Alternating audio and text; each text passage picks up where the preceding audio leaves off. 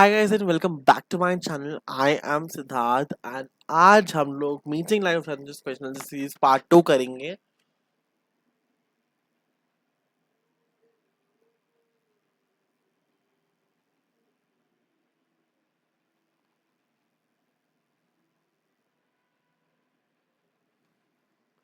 तो अभी मैंने मीटिंग लाइव चैलेंजेस का पार्ट 1 आपको कल दिया था। आज मीटिंग लाइव चैलेंजेस का पार्ट 2 है एंड आज मतलब it is November 1st।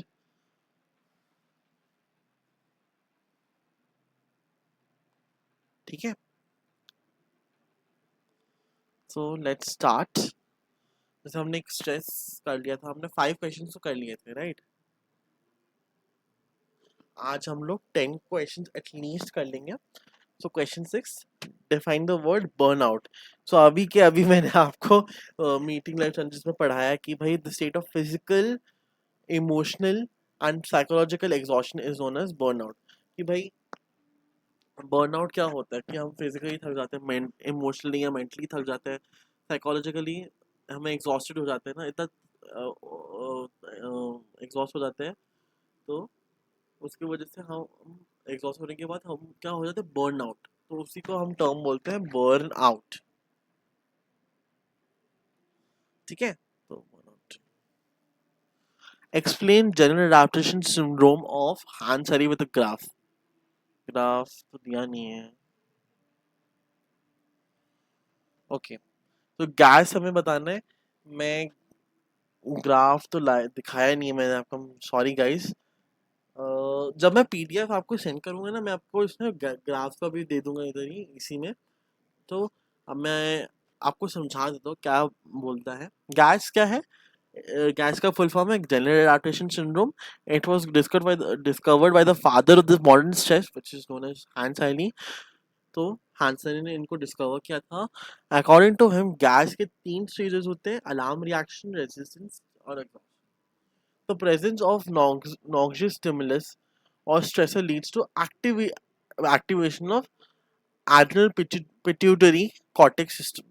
This triggers the release of hormones. Hormones release होते हैं, producing the stress response. Stress response produce करते हैं। और अब इंडिविजुअल जो है, he is ready for fight or flight response. Okay, so this is alarm reaction की adrenal pituitary cortex system जो है वो एक्टिवेट हो जाता है इन are presence, in the presence of noxious stimulus। ठीक है, फिर उससे क्या होता है, उससे हार्मोन्स रिलीज होते हैं in body which produces the stress response. और उसकी वजह से द इंडिविजुअल जो है वो फ्लाइट और फाइट रिस्पॉन्स से रेडी है। रेजिस्टेंट स्टेज क्या होता है? जब if the stress is prolong, ज्यादा बढ़ जाता है, तो रेजिस्टेंट स्टेज शुरू हो जाता है। Parasympathetic nervous system calls for more cautious use of the body resource. अब पैरासिम्पथेटिक यहाँ क्या बोलते हैं हमारी बॉडी में, मतलब एकदम कॉन्शियसली यूज कर रहा है द बॉडीज रिसोर्सेज। तो organism makes an effort to cope with the threat as through confrontation. Resistance stage कि भाई अगर स्ट्रेस प्रोलॉन्ग्ड है ना, तो ऑर्गेनिज्म मेक्स एन एफर्ट, एक एफर्ट बनाता है to cope with the threat as through confrontation. ठीक है, अब आते हैं एग्जॉशन स्टेज में। एग्जॉशन स्टेज जब होता है continued exposure to the strain stressor.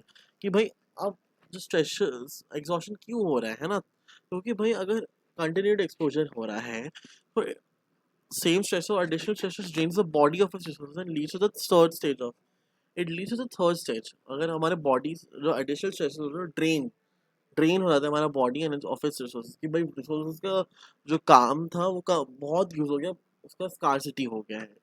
The psychological systems involved in alarm reaction and resistance becomes ineffective.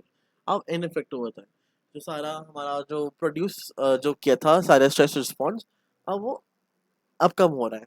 Susceptibility to stress related disease such as high blood pressure becomes more likely. अब इसकी वजह से अगर exhaustion stage चले जा रहे हैं, तो अब हाई ब्लड प्रेशर के डिजीजेस होने शुरू हो जाते हैं।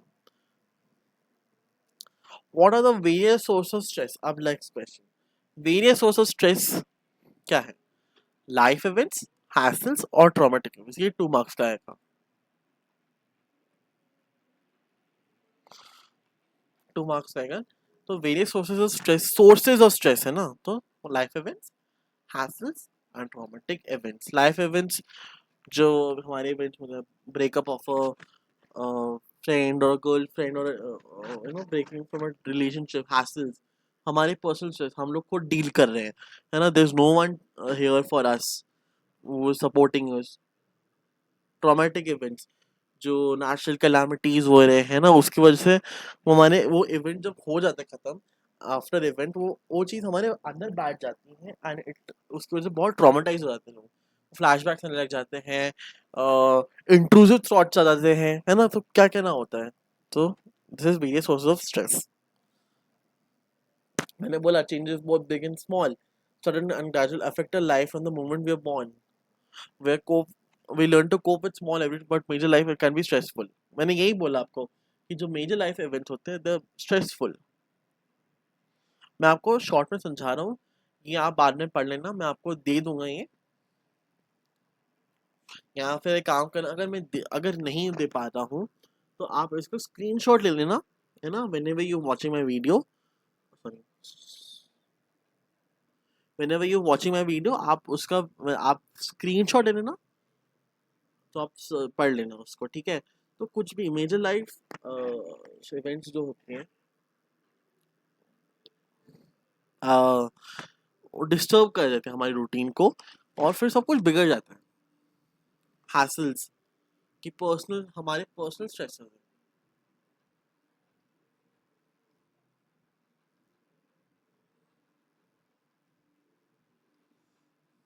हम खुद डील कर रहे हैं इन चीज़ों से। No one is there to support us, तो हमें बहुत बुरा लगता है और हमें अच्छा लगता नहीं है। It due to the happening in daily life such as noisy surroundings community, तो हम खुद डील कर रहे हैं। ट्रॉमेटिक इवेंट्स मैंने आपको बोला जैसे, सॉरी, उससे सिवियर ट्रॉमा होता है जब भी आपका नेचुरल कैलामिटी हो गया, फ्लड्स आ गए, एक्सट्रीम इवेंट्स हो गए, train accident, road accident, earthquake, tsunami, ये आ गए, तो उसकी वजह से हमारे दिमाग में बैठ जाता है आफ्टर दिस इवेंट अकर्स, और उसकी वजह से there are so many problems, है ना। हमें इंट्रूसिव थॉट्स आते हैं, हमें मतलब बहुत प्रॉब्लम्स होती हैं। What are the various stress coping strategies proposed by Edlund Parkler?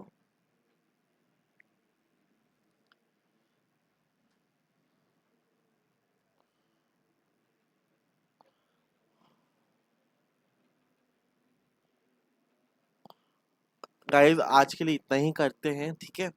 उसके बाद मैं आपको बाद में